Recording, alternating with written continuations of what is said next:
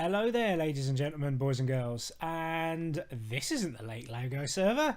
No, this is, let me introduce you to the Iskal85 modded Patreon server. This is running the HermitPack version 1.2.1, and this is something that I've been playing on for a little while and have decided to start doing a series on. So, in today's episode, basically what I'm going to do is introduce you to the stuff that I have worked on already. Some of the stuff, I've got this, no idea what it does, but I've made it anyway. I think this is for like bat wings and stuff like that. Obviously they've got no power or anything like this, so it's kind of a bit of a waste of time at the moment. As you can see, I've set up a bit of a farm over here, and if we right click, this is sort of it seems to be a standard thing with modded now, that you can harvest stuff without actually removing the seeds from the ground. Now the only reason that I've got this, I have got a farming unit which is unpowered at the moment. I've got all my seeds in here. There's probably a load of seeds. Yep, seeds in there.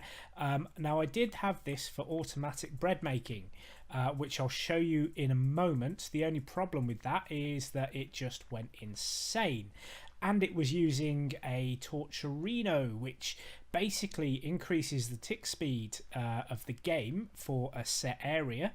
And they seem to have been nerfed. They seem to have been removed from this latest version, which is really disappointing, because to be fair, they are completely overpowered, but they were really useful. So I'm just going to collect up a load of this stuff. I had to go and collect some cows because I've got all this toast, but I wanted to make burgers, so that's what we're going to do. I'm going to pop these seeds in there like so. Let's run over here. As I say, I've got this, but I don't know how it works, so I've kind of given up on that for a moment. I don't even know what it is, so let's just feed these guys up and get a load of cows so we can get a cow farm on the go. There we go. Right, welcome to my humble abode. Here it is, very big. The reason that I haven't really done much is because you can see all this stuff down here. That is Danoob's base from the Late Logo server, and Paragraph 8 is on here as well. And what we've decided is that we're going to set up at some point we're calling it the base of Triple Derp. So the three of us are going to wander off into the distance somewhere, find a location, set up a collaborative base, and then we can all do our videos and our little projects and stuff from there. So here I have my smeltery, which is a decent size for a starter. I've got some molten obsidian and blood. I don't know where that came from. I don't know what it's for, but I've got it. Right, into the base itself. So we've got vanilla stuff here. We've got my my furnaces. We've got some iron chests here. This is really cool. A really cool aspect of this mod is that when you make a chest, it's textured depending on the type of wood that you use. And what it means is that you can have, without using trap chests, a load of different chests next to each other. They just need to be made out of different wood. So I can have this one's acacia. If I wanted, I could have an oak one next to that, or a dark oak, or spruce, or and do it that way. So that actually makes life a lot easier, except for the fact that we're not using that anymore. Over here, I'll run through this in a minute. This is my processing factory. Now it is really ugly at the moment, and that is mainly because as I say, it's just temporary until we go off and find our base. This was my original storage system, as you can see here. So what we essentially have is what's it called? It's called modular storage. And basically what you do is you create these storage modules, and each one of these, so this is tier 3. What that means is it can hold up to 300 stacks of any item. So each of these have them in. I've emptied them out now because I have stopped using them, but they are very, very useful. And you've got your crafting bench here and all that sort of stuff. And in fact, I can get rid of all that because I don't need it anymore. And the same with that. And this is what I was using originally for all of my storage. And obviously, you know, each one of these is exactly the same, 300 stacks. So that's 1,200 stacks of whatever I wanted. I have changed this now, and if I bring you downstairs, this is Tinker's construct here, which I'll run through as well. But I have this. So this is, what's this? This is a crafting grid, which I believe, that's the wrong button. So if we go into crafting grid, let's have a look. Right, so it's refined storage. I really don't know these mods myself, but I saw Iskal using this particular mod and thought, I want me some of that. I'll just turn that off. So basically the way that this works is we've got our controller here, and that sends out the energy to everything. This is redstone mode, which means that I can turn it on and off when I am or am not using it, which is really useful because it means that my my coal generator, which I'm using at the moment, won't run out of energy when I'm not around. And then in here we have disk drives. So each of these, you can see I've got some 1,000 storage disks and some 4,000. The same in here, some 4,000, 1,000. A couple here. This one's actually empty, so I need to make a load more disks for these. But this is individual items. So this isn't stacks. This is 4,000 items. But that's fine, because if we turn this on and have a look inside this crafting grid, you can see I've got 8.6 thousand toasts. So the same as anything else, if I right click on this, it will take half a stack, put that back, and then if I left click, it will take an entire stack, and that tends to work really, really well. I'll just turn that off. Right, I'm just going to go and do something, and I will be back with you in 1 second. See you in a moment. Hey guys, sorry about that. I had a very itchy nose and was about to have a sneezing fit, so I thought I'll take a quick break there so that you don't have to listen to it and so that I don't have to do some dodgy cutting with it.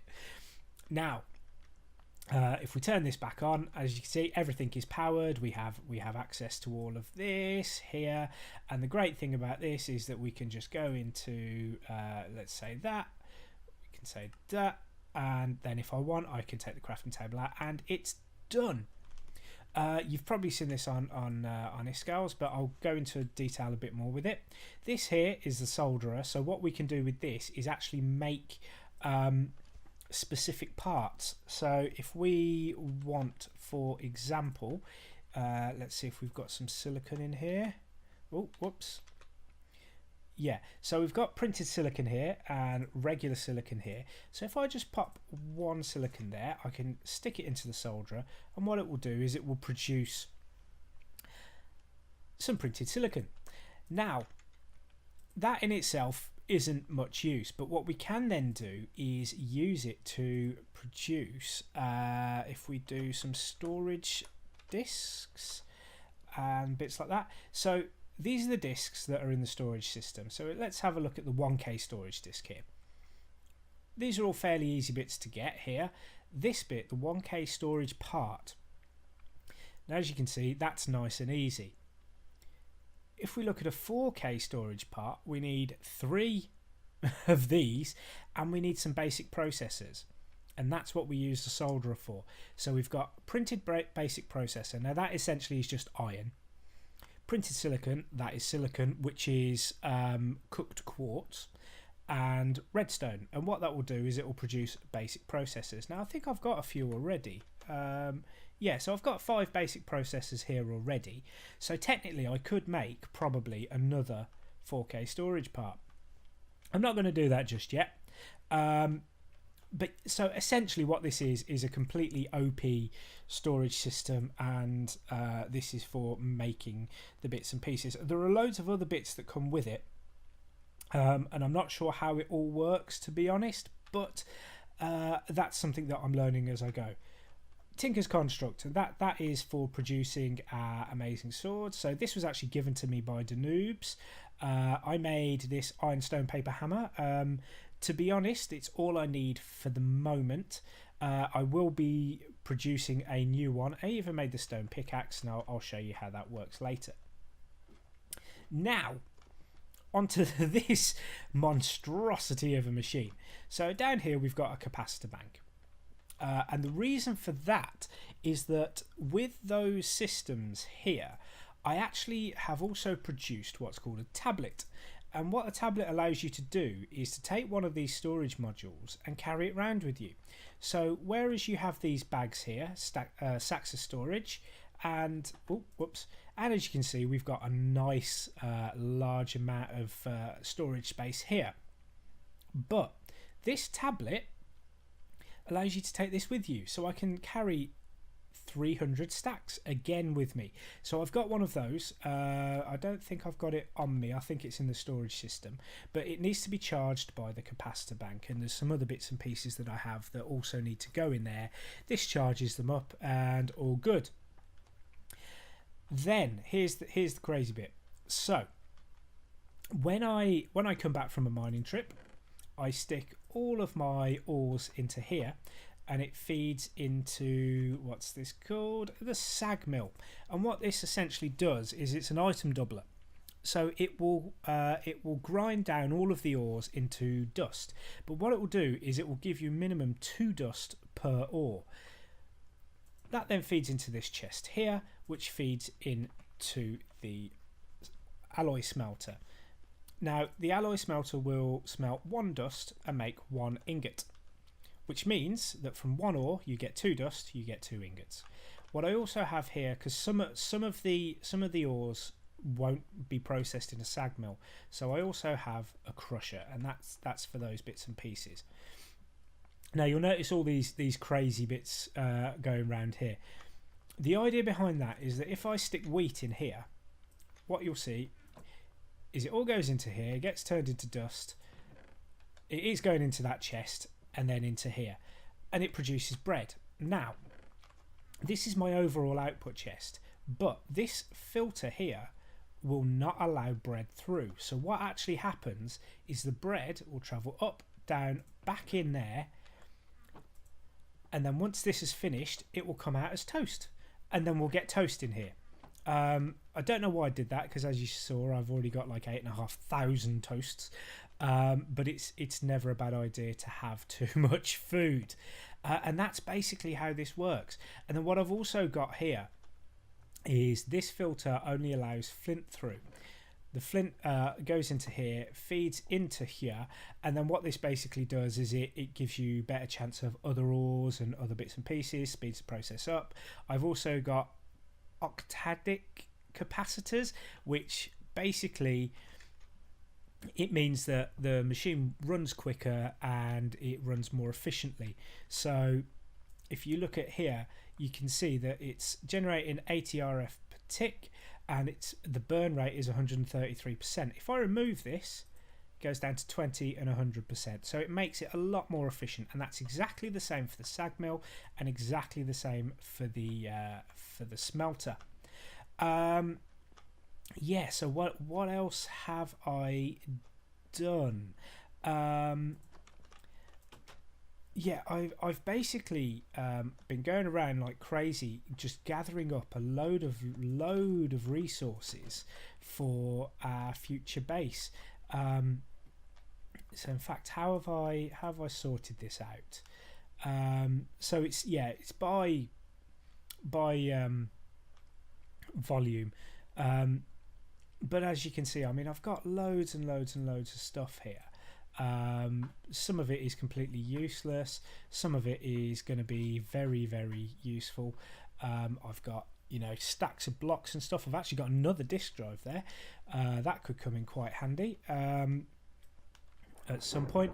But as I say, all of this is for the joint base. I've got a furnace generator there, machine frame. Just been playing about medium storage crates. These things are crazy. So if I pop this down here, think, wow, that's a lot of storage. Yeah, there's 2 pages of it. So this is pretty insane for basic storage. I'll pop that back in there like so. In fact, that can go in there and that can go in there.